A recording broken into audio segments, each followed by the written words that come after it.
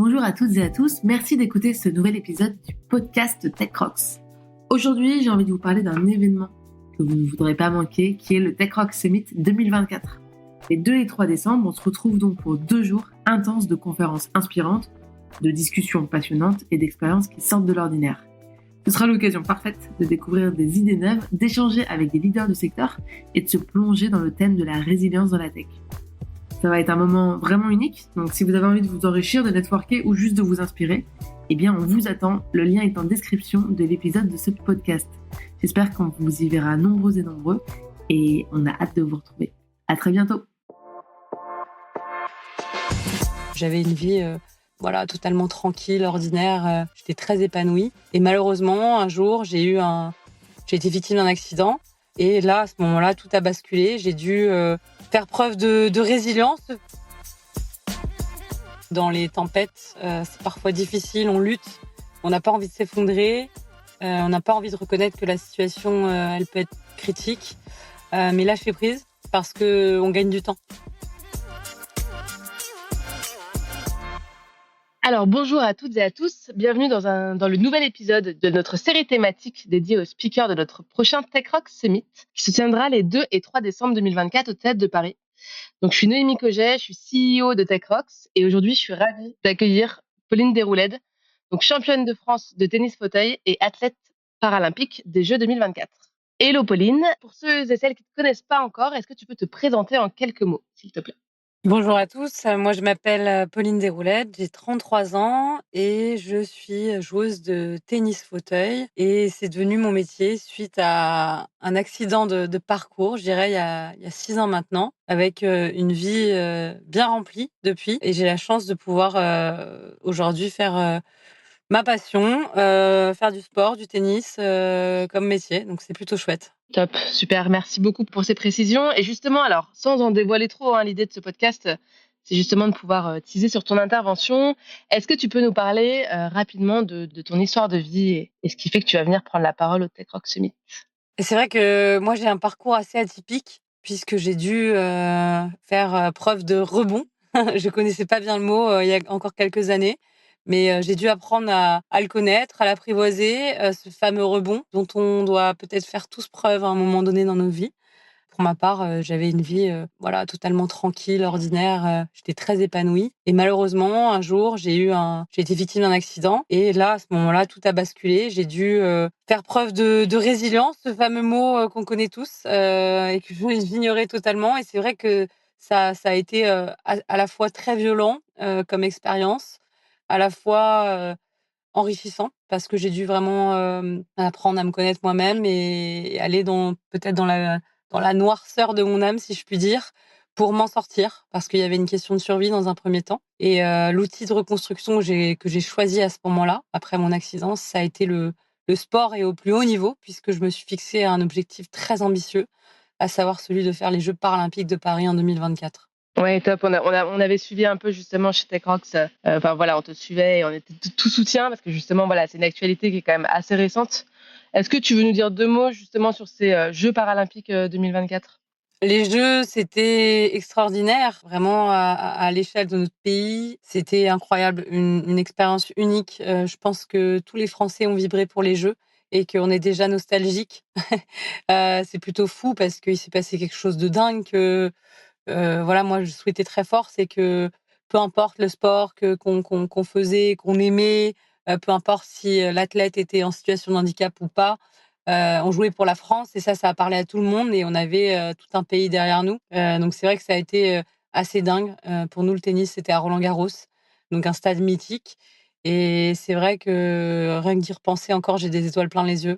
Oui, et puis c'est encore très récent. Alors je le dis parce que si jamais des gens nous écoutent plus tard, donc là nous on enregistre en octobre 2024, donc c'est vrai que les Jeux paralympiques sont très récents. Et donc comme je te le disais, nous on s'adresse à des managers de la tech et qui ont souvent des coachs et ou des mentors qui les accompagnent justement sur la partie même presque préparation mentale, si je devais faire un parallèle avec le sport. Est-ce que toi, tu peux nous dire justement comment tu t'es préparé, par exemple, aux Jeux paralympiques, si tu étais accompagné ? La préparation mentale, c'est la clé de la réussite. Pour moi, ça a été Ça a été vraiment ce que j'ai découvert, de mieux ces dernières années parce que c'est propre au haut niveau, à la performance, donc ça peut totalement s'appliquer aussi dans le monde du travail, d'avoir quelqu'un à ses côtés, qu'on amène sur le terrain ou pas. En tout cas, c'est pour moi, ça a été vraiment très important, surtout qu'au tennis, il y a quand même, 80 de moments, qui sont des arrêts de jeu où finalement on est seul, avec soi-même et ces moments-là, il faut les gérer.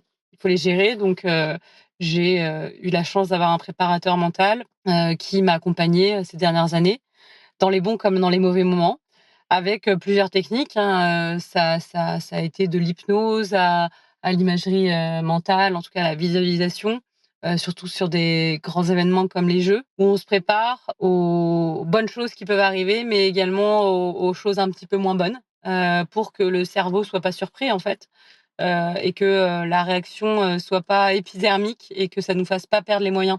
Donc le préparateur mental, moi, il m'a beaucoup servi pour, me préparer à n'importe quelle, situation, surtout, sous stress, avec beaucoup d'enjeux et ça a été vraiment je pense le 1er rôle, de ce coach, auprès de moi parce que, je partais de 0 et voilà, pour moi, la préparation mentale, ça englobe, énormément de choses, c'est très intéressant et c'est peut-être, ce qu'il y a de plus important, dans le travail qu'on fait. Et tu as été accompagnée pendant combien de temps, du coup, au total? À partir du moment où j'ai commencé ma carrière, j'ai, été accompagnée, en prépa mentale, jusqu'à l'événement des Jeux et aujourd'hui encore je continue parce qu'après un événement pareil, par exemple, il y a avant, pendant et après aussi, très important. Il y a un début, et une fin. Voilà, c'est quelque chose qui s'est inscrit dans mon quotidien, au même titre que les entraînements de tennis, de physique, voilà, la préparation mentale fait désormais partie de ma vie. Magnifique. Super, je pense que ça va aider pas mal de monde et puis on trouvera, de jolis parallèles à faire justement avec le public, à qui on s'adresse. En tout cas, c'est important d'avoir des spécialistes, à ses côtés dans les moments de stress. Nous, chez TechRox, on s'adresse aux managers de la tech, donc majoritairement ceux et celles qu'on appelle les CTO, Chief Technical Officer. Et donc, l'idée, c'est que ce sont des personnes justement qui font face souvent, régulièrement, à des défis en raison du contexte économique, du contexte politique. Est-ce que tu as des conseils à donner, des conseils clés à donner avant justement cette fameuse keynote d'ouverture ensemble pour ce super public? Je dirais modestement déjà, de par ma petite expérience, de la vie, de lâcher prise, accepter de lâcher prise parce que dans les tempêtes, c'est parfois difficile, on lutte, on n'a pas envie de s'effondrer, on n'a pas envie de reconnaître que la situation, elle peut être critique, mais lâcher prise parce qu'on gagne du temps, je pense. Ensuite, de bien s'entourer. Voilà, moi je dis souvent que je fais un sport individuel, mais que c'est un travail d'équipe, malgré tout, la performance, la réussite, donc bien s'entourer, se servir des qualités de chacun, dans son équipe, et se reposer, dessus. Je pense que c'est important et il faut jamais l'oublier. La dernière chose, c'est faire preuve de patience. Je pense que là aussi, on gagnerait du temps pour, les managers impatients et c'est une qualité d'être impatient. Il faut dompter cette impatience parce que, les plus longs combats, sont les plus beaux à gagner, je pense et l'impatience, c'est bien, mais il y a parfois, des temps incompressibles qu'il faut laisser passer, qu'il faut traverser et tenir bon. C'est un beau message et justement, alors j'en parlais, rapidement, mais donc on aura la chance de t'avoir en keynote d'ouverture, donc le 2 décembre, au Théâtre de Paris. Est-ce que tu peux nous teaser, donc tu en as un petit peu parlé finalement, mais est-ce que tu peux nous teaser en quelques mots seulement ta prise de parole pour qu'on donne envie à un maximum de personnes de venir te voir? Écoutez, je dirais que c'est l'histoire, d'une jeune fille avec une vie ordinaire, mais qui a basculé dans une vie extraordinaire, avec ses hauts, ses bas et l'idée c'est, voilà de vous montrer que tout est possible. Je pense que c'est mon leitmotiv, qu'on a tous des hauts et des bas, qu'il faut l'accepter, que la vie est dure mais belle et qu'on finit toujours par s'en sortir. Voilà, donc j'espère que vous serez nombreux et qu'on aura le plaisir aussi d'échanger ensemble. Carrément et justement, nous, on aime bien les formats assez interactifs, hein, donc ce qui est chouette, c'est qu'on pourra te poser aussi des questions sur scène et puis qu'on a la chance, en plus d'être dans un beau théâtre parisien. On a hâte. Enfin voilà, moi je voulais faire un petit coup de projecteur parce que j'ai vu que tu avais sorti un livre, récemment, fin septembre 2024. Décidément, ton actualité, ça ne s'arrête plus et donc voilà, est-ce que tu veux nous en dire justement 2 mots? Parce que ça peut donner aussi envie de venir te voir et d'en savoir plus sur toi. C'est un livre qui s'appelle, Impossible ou Possible, ça dépend comment on veut le lire. Pour moi, c'était important de poser, des mots sur ce que j'ai vécu ces 6 dernières années, même si bien sûr, j'en parlerai plus en détail quand on sera entre nous au théâtre.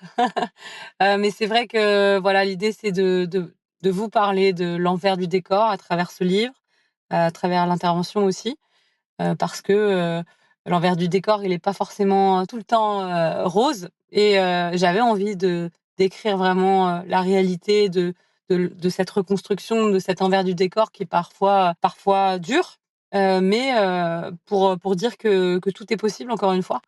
La reconstruction, c'est la somme de plein d'ingrédients avec un entourage d'acier, une arme profonde qu'incarne le sport pour moi. Et voilà, c'est des outils comme ça qui ont fait celle que je suis aujourd'hui, avec ses blessures, bien sûr. Et j'avais très envie de partager ça dans mon livre Impossible. Donc, effectivement, je suis très heureuse d'être en pleine promotion de ce livre.